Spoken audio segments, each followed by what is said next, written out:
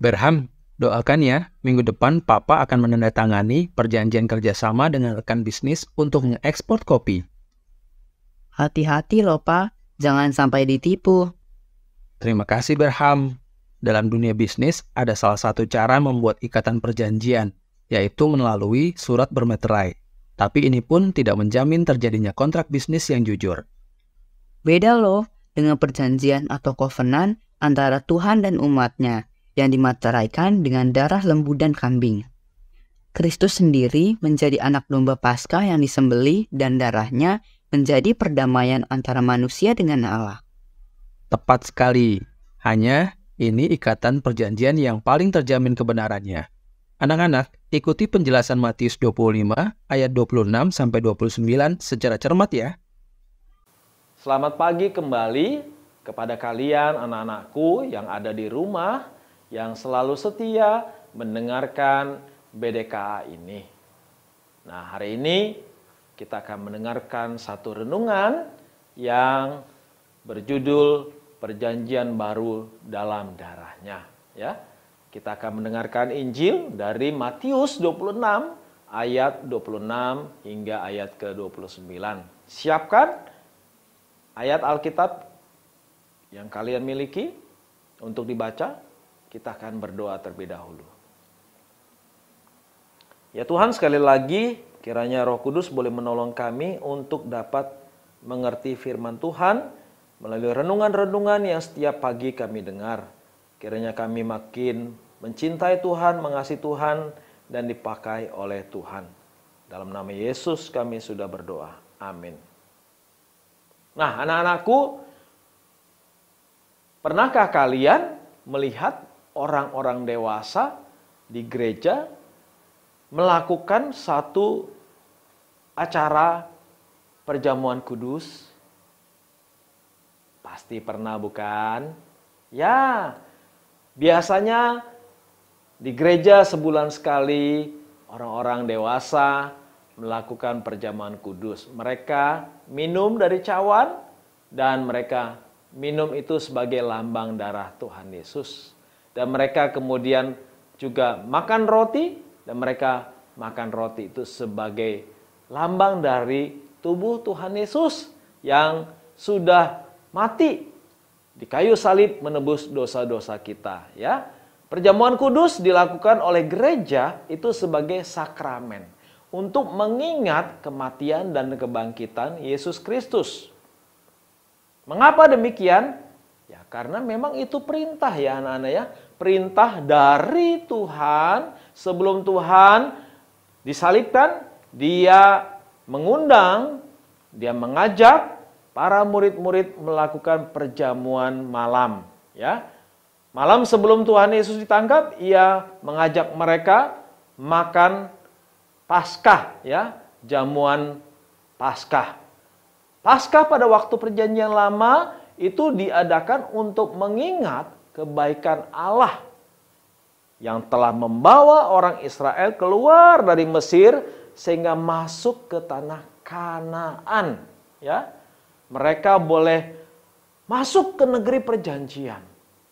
Kalian tentunya ingat, negeri perjanjian itu adalah negeri yang indah, yang penuh dengan susu dan madu, yang diberikan Allah kepada Abraham. Allah telah menepati janjinya, sehingga mereka boleh masuk ke tanah Kanaan dan mereka mengingat kebaikan Tuhan dengan melakukan itu semua. Perjamuan kudus. Karena mereka sudah bebas dari Mesir yang sudah menjajah mereka. Dan kemudian mereka masuk ke negeri perjanjian. Nah, pada waktu Tuhan Yesus di dalam perjanjian baru mengajak murid-murid untuk melakukan perjamuan malam, Tuhan Yesus berkata, "Ambillah, makanlah ini sebagai lambang tubuhku." Lalu pada waktu dia mengajak mereka untuk minum cawan, dia berkata, "Inilah darahku, darah perjanjian baru yang ditumpahkan bagi banyak orang untuk pengampunan dosa. Minumlah." Nah, perjamuan kudus pada waktu masa Tuhan Yesus anak-anak, itu bukan sekedar makan dan minum roti saja ya. Dan makan minum roti itu bisa dilakukan secara sembarangan, tidak boleh ya. Kita tahu bahwa perjamuan kudus itu adalah perjamuan yang suci, perjamuan yang sakral ya. Tidak boleh kita melakukannya sambil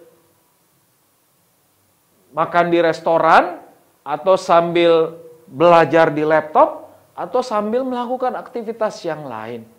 Ketika kita melakukan perjamuan kudus, itu harus dilakukan dengan satu penghayatan dan sungguh-sungguh serius. Mengapa? Karena saat itu kita sedang mengenang cinta kasih-Nya Tuhan dalam hidup kita. Tuhan sudah begitu baik, Dia mati di atas kayu salib bagi kita untuk menebus dosa-dosa kita semua. Perjamuan kudus juga ternyata tidak boleh dilakukan sembarangan untuk anak-anak usia seperti kalian. Kenapa sih tidak boleh? Karena perjamuan kudus harus dihayati. Orang yang melakukan perjamuan kudus itu harus orang yang sungguh-sungguh sudah menerima Tuhan Yesus sebagai Tuhan dan Juru Selamat pribadinya, dan diampuni dosanya, dan mengalami hidup yang baru.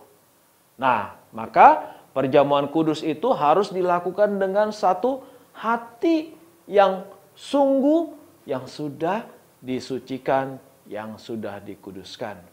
Itulah sebabnya hanya orang dewasa yang boleh melakukan perjamuan kudus. Kiranya kalian boleh tetap diteguhkan oleh Tuhan melalui firman Tuhan ini dan hidup dalam kebenaran Tuhan. Kiranya Yesus memberkati kita. Mari kita bersatu dalam doa. Ya Allah, kami sudah mendengarkan firman Tuhan. Terima kasih sekali lagi untuk renungan pada pagi hari ini.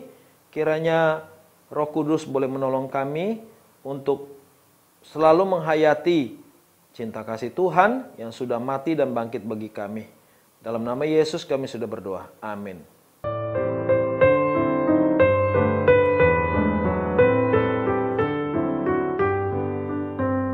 Jadi, sakramen itu adalah tanda yang dapat ditangkap panca indera ya Pak? Ya, seperti meterai untuk mengesahkan perjanjian. Sakramen perjamuan dilambangkan dengan anggur yang selalu segar dan tidak memabukkan, karena merupakan sukacita bagi pengikut Kristus. Roti melambangkan tubuhnya dipecahkan buat manusia. Tapi, tadi guru mengakhiri penjelasan dengan perpisahan yang berlangsung lama, namun tidak selama-lamanya. Justru perpisahan itu menunjuk adanya suatu pertemuan yang penuh kebahagiaan nantinya. Teman-teman, sudah mencicipi persekutuan yang indah bersama Yesus melalui bacaan dari Matius 26 ayat 30 sampai 35. Terpujilah Tuhan.